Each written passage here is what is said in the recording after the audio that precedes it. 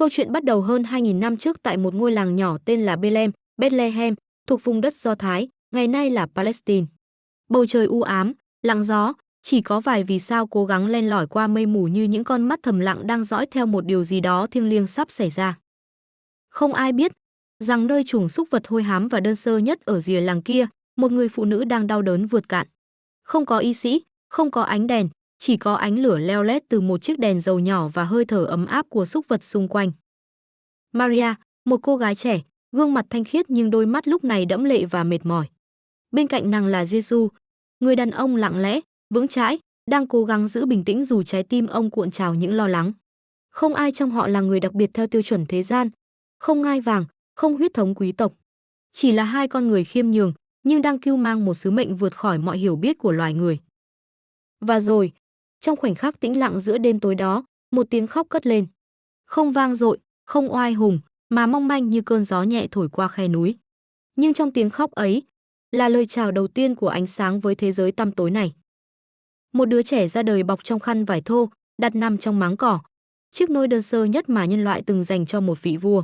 Ngôi sao lạ trên bầu trời bỗng tỏa sáng rực rỡ hơn bao giờ hết, như thể cả vũ trụ đang nín thở chứng kiến giây phút ấy.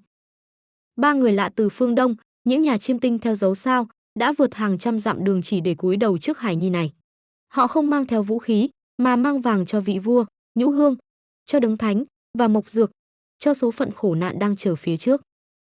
Không ai hiểu được tại sao Thiên Chúa, đấng tối cao, lại chọn cách đến thế gian bằng hình hài của một đứa trẻ bé bỏng. Nhưng có lẽ, chính trong sự nhỏ bé ấy, Ngài cho con người thấy điều kỳ diệu nhất, rằng quyền năng thực sự không nằm trong sự thống trị, mà trong tình yêu. Không phải bằng sức mạnh, mà bằng sự khiêm nhường. Và từ khoảnh khắc ấy, lịch sử đã chia làm hai, trước và sau Chúa Giêsu. Một đêm đông lạnh giá đã trở thành khởi đầu của tình yêu không biên giới. Người ta thường nghĩ rằng một đấng cứu thế sẽ lớn lên giữa cung vàng điện ngọc, được vây quanh bởi tri thức, quyền lực và vinh quang. Nhưng Giêsu, đứa trẻ sinh ra trong máng cỏ, lại trải qua tuổi thơ mình trong lặng lẽ và nghèo khó, nơi một làng nhỏ tên là Nazareth. Một cái tên chẳng có gì đáng nhớ trong bản đồ Do Thái thời bấy giờ. Một nơi người đời thường thốt lên khinh miệt, có điều gì tốt đẹp đến từ Nazareth sao? Nhưng chính nơi ấy, giữa đồi núi hoang vu và những cánh đồng lúa mì, Giêsu đã lớn lên. Không có danh hiệu nào đi kèm, không ai nhận ra cậu bé ấy là ai. Người ta chỉ biết rằng cậu là con của Giêsu, một người thợ mộc, và Maria, người phụ nữ trầm lặng với đôi mắt luôn ánh lên sự dịu dàng và bí ẩn. Nhưng những ai từng tiếp xúc với Giêsu đều nhận ra một điều gì đó rất lạ. Cậu không giống những đứa trẻ khác. Cậu chơi cùng chúng bạn, nhưng ánh mắt lúc nào cũng dõi theo điều gì đó xa hơn đường chân trời. Cậu đặt những câu hỏi khiến cả người lớn cũng phải im lặng bối rối. Tại sao người ta lại ghét kẻ khác chỉ vì họ yếu hơn? Nếu Thiên Chúa là cha của tất cả, sao người giàu lại bỏ quên người nghèo bên vệ đường? Giêsu dạy cậu cách cưa gỗ, đóng đinh, làm bàn ghế. Nhưng bàn tay nhỏ bé ấy đôi khi lại dừng lại rất lâu trên từng vết nứt của gỗ, như đang cảm nhận từng nhịp đập của sự sống trong những vật tưởng như vô tri. Năm 12 tuổi, khi cùng cha mẹ lên đền thờ ở Jerusalem, Giêsu đột ngột biến mất. Maria lo lắng đến phát khóc. Họ tìm khắp nơi, cho đến khi thấy cậu đang ngồi giữa các thầy thông giáo, bàn luận về kinh thánh với sự hiểu biết khiến tất cả sửng sốt. Một cậu bé, chưa qua trường lớp, lại có thể giảng giải những điều sâu sắc đến mức các bậc học giả cũng phải gật đầu kinh ngạc. Khi mẹ hỏi, sao con lại làm chúng ta lo lắng như vậy, Giêsu chỉ nhẹ nhàng đáp. Mẹ không biết rằng con phải lo việc của cha con sao? Một câu nói đơn sơ, nhưng hàm chứa một thiên mệnh. Và rồi, cậu lại trở về Nazareth, lặng lẽ sống, lặng lẽ lớn lên như bao người. Người đời tưởng như đã quên cậu, nhưng chính trong ẩn dật ấy, Giêsu lặng lẽ ươm mầm cho một cuộc cách mạng ánh sáng. Vì ánh sáng thật, không ồn ào khi xuất hiện. Nó đến như hơi thở. Nhưng một ngày kia, nó sẽ bừng sáng và làm thay đổi cả thế giới. 30 năm lặng lẽ trôi qua, 30 năm sống giữa những tiếng cưa gỗ, bụi gỗ bám trên tay, mồ hôi chảy xuống gò má rám nắng. Giêsu, người thợ mộc thành Nazareth, sống như bao người đàn ông bình thường khác. Không ai biết rằng, trong từng nhịp đục, từng cây bàn ghế đơn sơ kia, là linh hồn của một vị cứu thế đang chờ đến ngày được đánh thức.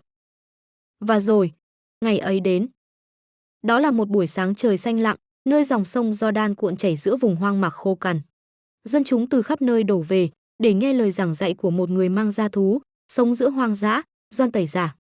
Ông là tiếng kêu trong hoang mạc, người mở đường cho đấng đến sau. Giữa đám đông chen lấn, một người đàn ông im lặng bước tới, không mang theo đoàn tùy tùng, không mặc áo choàng sang trọng. Chỉ một mình ngài, với đôi mắt sâu như chạm vào tận linh hồn. Ngài xin được Doan làm phép rửa. Doan run rẩy từ chối. Tôi mới là người cần được ngài rửa, sao ngài lại đến với tôi? Nhưng Giêsu mỉm cười, một nụ cười vừa dịu dàng, vừa mang theo sức mạnh khiến cả dòng sông như ngưng chảy. Khi ngài bước xuống dòng nước, cả đất trời như lặng thinh. Và rồi, khi ngài trồi lên từ làn nước mát lạnh, bầu trời mở ra. Một ánh sáng rực rỡ xuyên qua tầng mây, và một tiếng phán vang vọng từ cõi vô hình. Đây là con yêu dấu của ta, đẹp lòng ta mọi đàng. Khoảnh khắc ấy là sự khởi đầu, không còn là Giêsu của làng Nazareth, mà là Giêsu, đấng mang sứ mệnh thiêng liêng, được sức giàu để soi sáng cho nhân loại. Nhưng ánh sáng nào cũng phải đi qua bóng tối. Ngay sau phép rửa, Giêsu rút vào hoang địa, một nơi hoang vu, gió thổi rát ra, không bóng người. 40 ngày nhịn ăn, một mình đối mặt với cơn đói, sự mệt mỏi và cám dỗ. Ma quỷ đến, không với hình dạng đáng sợ, mà bằng những lời hứa ngọt ngào, bánh cho kẻ đói, vương quốc cho kẻ có tham vọng, sự an toàn cho kẻ sợ đau. Nhưng Giêsu không lay động. Ngài biết con đường ngài đi không phải để nắm giữ quyền lực, mà là để gánh vác khổ đau. Khi bước ra khỏi hoang mạc, ánh mắt ngài đã khác. Không còn là ánh nhìn của một người thợ mộc, mà là cái nhìn của một người sắp thắp lửa cho thế gian. Sứ mệnh đã bắt đầu, và thế giới sẽ không còn như trước nữa. Trên đỉnh đồi ô liu, gió thổi qua từng tán cây như những tiếng thở dài của đất trời. Giêsu đứng đó, nhìn xuống Jerusalem đang chìm trong ánh hoàng hôn đỏ như máu, thành phố linh thiêng, nơi bao lời tiên tri vang vọng, cũng chính là nơi định mệnh đang chờ đón ngài trong đau đớn và phản bội. Ngài biết, thời gian không còn nhiều. Tuần lễ vượt qua bắt đầu, người dân đổ về thành thánh. Giêsu cưỡi lừa tiến vào thành giữa đám đông hò reo, hoan hô con vua David, lá kẻ vẫy tay, tiếng hát vang vọng. Nhưng trong ánh mắt ngài không có sự tự hào, chỉ là một nỗi buồn tĩnh lặng. Vì ngài biết, chính những miệng ca ngợi hôm nay sẽ là những tiếng gào đóng đinh nó vài ngày sau đó. Bữa tiệc ly, bữa ăn cuối cùng cùng 12 người bạn. Ánh nến mờ mịt hắt bóng họ lên tường. Giêsu bẻ bánh, rót rượu, trao cho từng người. Đây là mình thầy, đây là máu thầy, sẽ đổ ra vì các con. Không ai hiểu hết ý nghĩa trong ánh mắt ngài lúc đó dịu dàng, nhưng chất chứa muôn ngàn nỗi chia ly.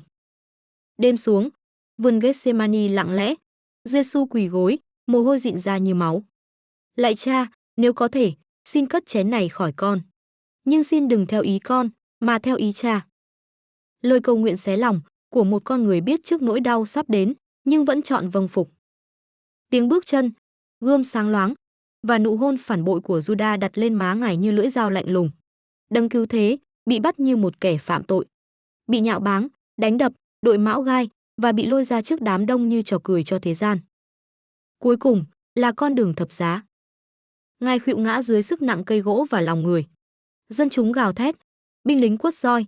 Mẹ ngài Maria đứng bên đường, lặng lẽ rơi nước mắt. Ánh mắt bà và ánh mắt con gặp nhau không lời nào cần nói, chỉ có tình yêu, đau đớn và bất lực. Trên đồi Golgotha, cây thập giá được dựng lên, 3 chiếc đinh xuyên qua da thịt. Trời đất bỗng tối sầm lại, và trong giờ phút cuối cùng, ngài thốt lên: Lạy Cha, con phó linh hồn con trong tay Cha. Trái đất rung chuyển, màn đền thờ xé đôi, và cả nhân loại ngừng thở. Cái chết của Giêsu không chỉ là kết thúc của một đời người, mà là giao điểm giữa trời và đất. Giây phút đau đớn nhất, cũng chính là khoảnh khắc vĩ đại nhất trong lịch sử nhân loại. Vì qua cái chết ấy, tình yêu đã chiến thắng sự chết. 3 ngày, chỉ 3 ngày, nhưng tưởng chừng như cả nhân loại chìm trong bóng tối vĩnh hằng. Jerusalem lặng lẽ sau cái chết của Giêsu. Những người từng reo hò khi ngài làm phép lạ, chữa lành người bệnh, cho kẻ mù được thấy, nay đã quay lưng hoặc rơi vào im lặng. Những môn đệ thân tín giờ đây trốn trong căn phòng khóa kín, run rẩy trong nỗi sợ hãi. Niềm tin tưởng chừng như đã tắt lịm trên đồi Golgotha. Chiếc mộ đá lạnh lẽo, nặng trĩu bởi tảng đá lớn chặn lối. Quân canh đứng nghiêm ngặt, mọi thứ dường như đã kết thúc. Một đấng cứu thế chết như kẻ tội phạm, bị đóng đinh như bao người khác. Tình yêu tưởng như đã thất bại trước hận thù. Nhưng khi ánh bình minh đầu tiên của ngày thứ 3 vừa dọi xuống ngọn đồi, mặt đất khẽ rung lên. Một tia sáng không thuộc về thế gian này bừng lên nơi ngôi mộ. Thiên thần hiện ra, tảng đá bị lăn ra khỏi cửa mộ, và bên trong, trống rỗng. Ngài không còn ở đó, Ngài đã sống lại. Những người phụ nữ đầu tiên đến thăm mộ Maria Magdalene và các chị em, hoảng sợ, sửng sốt. Nhưng rồi họ nghe thấy giọng nói dịu dàng quen thuộc. Đừng sợ, chính ta đây. Giêsu với thân thể vinh hiển, hiện ra trước những người từng khóc than cho Ngài. Ngài không hiện ra trong hào quang của một đấng thần linh xa vời, mà trong dáng vẻ của một người bạn, một người thầy, một đấng vẫn mang vết đinh trên tay. Để chứng minh rằng tình yêu đã vượt qua sự chết. Ngài bước vào căn phòng nơi các môn đệ đang run sợ. Không cần mở cửa, không cần gõ, Ngài chỉ xuất hiện và nói: bình an cho các con. Không một lời trách móc, chỉ là bình an. Vì tình yêu thật không giữ lại quá khứ, tình yêu thật chỉ biết ôm lấy hiện tại và gieo hy vọng cho ngày mai. Sự phục sinh của Giêsu không chỉ là phép lạ, đó là khởi đầu mới cho nhân loại. Là lời nhắc rằng sự chết không có tiếng nói sau cùng. Bóng tối có thể kéo dài suốt đêm, nhưng ánh sáng sẽ luôn trở lại. Và nơi nào có tình yêu, nơi đó có sự sống. Từ một ngôi mộ trống, niềm hy vọng được gieo lại cho cả thế giới. Một niềm hy vọng không bao giờ chết. Cuộc đời của Chúa Giêsu không dài, chỉ vỏn vẹn hơn 30 năm. Nhưng trong từng khoảnh khắc ấy, Ngài đã vẽ nên một bản tình ca thiêng liêng giữa con người và Thiên Chúa. Ngài sinh ra nơi máng cỏ lạnh giá, sống trong lặng lẽ, yêu thương người bé mọn, chạm vào những linh hồn bị thế gian lãng quên. Ngài không cầm gươm, không xây thành, không giành ngai vàng, mà chọn con đường thấp nhất để nâng con người lên cao nhất. Ngài giảng dạy bằng trái tim, chữa lành bằng ánh mắt và tha thứ cả khi bị đóng đinh trên thập giá. Cái chết của Ngài không phải là dấu chấm hết, mà là chiếc cầu nối giữa đất và trời nơi tình yêu chiến thắng hận thù, sự sống vượt qua sự chết.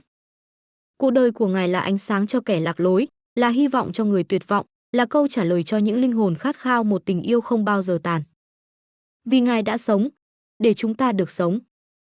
Nếu bạn thấy video này ý nghĩa, hãy chia sẻ ánh sáng này đến nhiều người hơn nữa.